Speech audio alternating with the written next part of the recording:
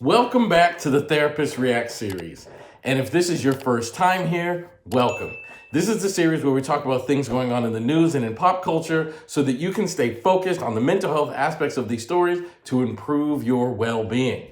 Now, there was a story I saw today that, to be honest with you, I'm kind of surprised took this long, and that is that the House of Representatives here in the American government has passed what would become law to ban TikTok from America. Now, the reason that I say I'm surprised it took this long is because TikTok is owned by a company in China, and there has long been rumors, or even beyond rumors, that TikTok has been storing and sharing data on American citizens and the way that they use it. There's also some information that in China, TikTok is a very educational tool. So the youth on TikTok will find science videos and videos about learning crafts and skills and videos about inspiration and motivation. And here in America, we get videos about like twerking or dance videos or very mindless things. And people have said that this is the way that they're trying to dumb down American youth and impact a whole generation. So all of that, to be honest, I actually expected this to happen sooner. And now what's going to happen is now it's going to go to the Senate. And if the Senate approves it, it will become law and TikTok will officially be banned. Now, my thoughts about this are like, as a content creator, if you delete TikTok, I will lose part of the way that I reach my audience. I have a TikTok account. My team and I post there consistently. We've had some pretty popular videos. I did an interview on a platform known as The Breakfast Club, and that interview got over 1.5 million views, and that stuff impacts your business in a positive way. So as a content creator, part of me would be sad to see TikTok go away because it would impact me, my business, and impact me financially. I'm also a United States citizen, and if these rumors are true about the way TikTok is using our data and sharing them with the Chinese government, I expect my government to protect me from that. So I understand the dilemma here. I know that a lot of content creators are freaking out about this because there are some people who have blown up and make their revenue on TikTok, and they're freaking out about now their revenue is going to go away because this platform is likely to go away. And here's what I would say about that.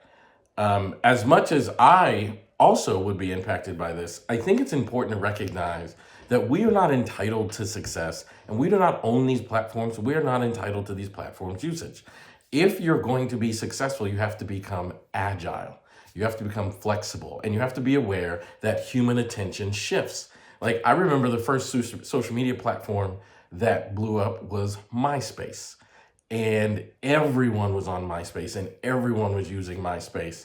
And shortly thereafter, human attention shifted from MySpace to Facebook. And we have to be aware that human attention shifts. And whether or not this was going to be the thing or something else, you have to be prepared to go where human attention goes and make sure that you shift your content, whether it's TikTok, Instagram, YouTube, Facebook, Snapchat, or wherever. You've got to be able to move your content to make sure that audiences can find it. I remember when MySpace was really huge. And by the way, to this day, MySpace is probably my favorite platform because I really enjoyed that you could tailor your page to look the way you wanted. And there was a young girl in California. She was a high school kid. And she learned how to write code so that you could have your background on your MySpace page look different ways. So she was selling the backgrounds to the MySpace page. And she started making tens of thousands of dollars per month. She ended up hiring a bunch of her peers at school. And again, middle school kid. She ended up hiring a bunch of her peers at school, and they were running a business selling code so that you could tailor your background on your MySpace page. And then all of a sudden, culture shifted. And now she had to either do something else or lose that revenue. And that's really the way things evolve. I remember one of the richest men in the world was a guy named Wayne Huizenga. And Wayne Huizenga made his money by starting a company called Blockbuster. And there was once a time that if you wanted to rent a movie, you 99% of the time went to Blockbuster Video. Well, they went out of business because the culture shifted. Instead of going to Blockbuster Video to rent a movie, you could now use a platform known as Netflix. And Netflix would home deliver movies, so now you didn't have to go anymore. And then eventually Netflix created a streaming service. And you have to be able to evolve with the times. And if you don't evolve with the times, as Blockbuster did not, then you lose. And if you do evolve with the times, then you are successful. So I think this is just an opportunity for content creators to pivot and evolve with the times because the times are shifting. Now, again, whether they're shifting because of a law or human behavior just changed, as it did with the case of MySpace and Facebook and all those early social media platforms, this is just an opportunity for you to pivot and evolve with the times, which is an incredibly important skill as a business owner. None of us are entitled to success. None of us are entitled to human attention. We have to earn that. And if human attention is going to shift from TikTok to someplace else, then it is incumbent upon us to find where human attention is and to create kind of content that is engageable to humans. So as content creators out there are going to navigate this process, I think the most mentally healthy thing you can do to prepare for this change is to focus on what you can control. You can't control the platforms where what the platform does, or you can't control any of that stuff, but you can control the content that you make. And you can put that content on Snapchat, you can put that content on Instagram, you can put that content on YouTube, you can put that content on Patreon. There are places for you to put that content. And just as they figured out the algorithm of TikTok, you can figure out the algorithm someplace else.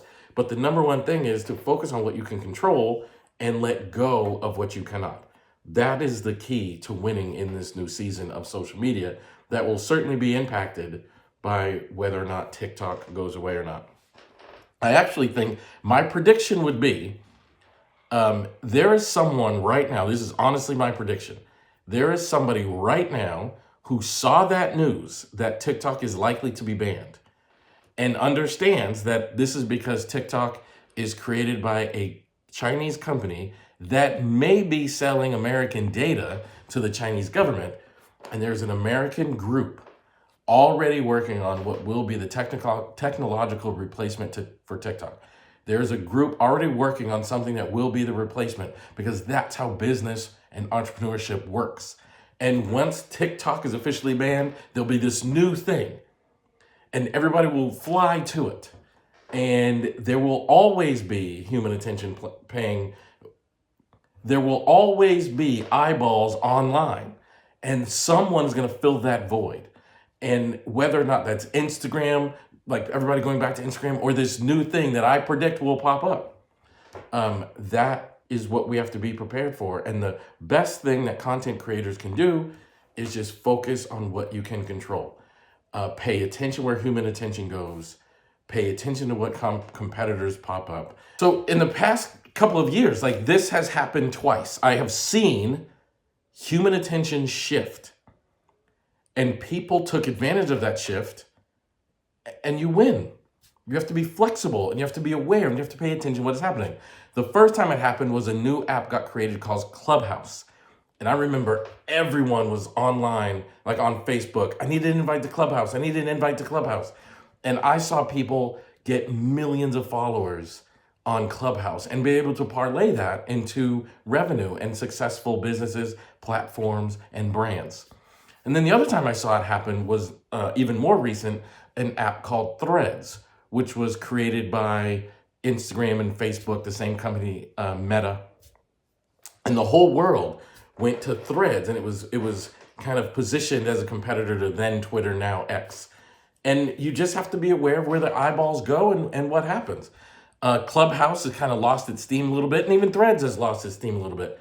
But these things happen. Human attention shifts, and we have to pay attention and be aware of it. So I wish everybody luck in the content creator space.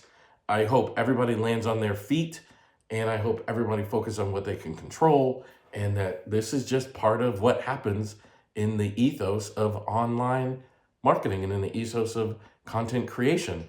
And it's not the first time this sort of thing will happen, and it certainly won't be the last. So I wish everybody luck. Stay positive. Continue to make your beautiful and amazing content.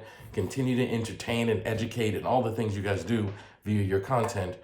You just might have to place it someplace else. So let me know what you thought of this story. Like I shared my thoughts, I would love to hear yours. So leave a comment in the video. I would also love it if you would like this video, share this video, and subscribe to my YouTube channel. And don't forget to hit the bell so you get notified each and every time we publish a video on this channel. Thank y'all so much. Love you. And I can't wait to see you in the next video.